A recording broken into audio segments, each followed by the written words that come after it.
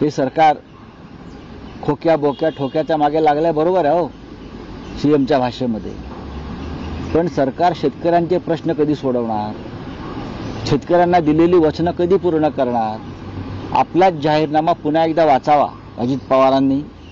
राऊत साहेब, आज एक मोठी बातमी आणि दुःखद बातमी आहे की बुलढाण्यातल्या शेतकऱ्यानं, कैलास नागरे या शेतकऱ्यानं पाणी मिळत नाही शेतीला या उद्विग्नतेतून आत्महत्या केली आहे. आणि आत्महत्या करण्यापूर्वी त्यांनी मुख्यमंत्र्यांना एक चार पानी पत्रही लिहिलेलं आहे. त्यात त्यांची भावना व्यक्त केलेली आहे. शेतकऱ्यांच्या आत्महत्या अजूनही थांबत नाहीत.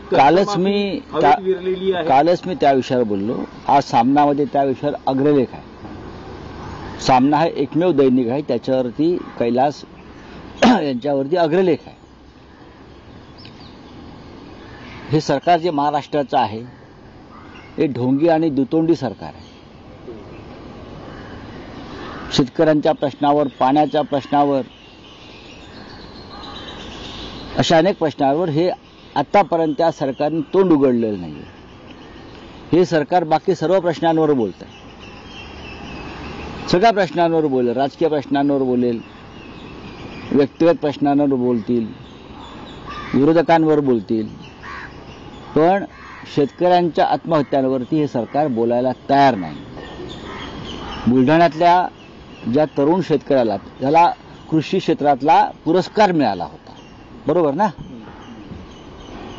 त्यानं राज्याच्या मुख्यमंत्र्यांशी, कृषी मंत्र्यांशी अनेकदा संवाद साधण्याचा प्रयत्न केला प्रश्नांविषयी. त्याला प्रतिसाद मिळाला नाही आणि शेवटी वैफल्यग्रस्त होऊन त्याने आत्महत्या केली.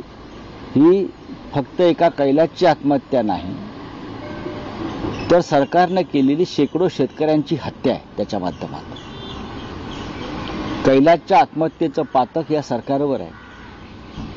आणि या सदोष मनुष्यवधाचा गुन्हा कोणावर दाखल करावा?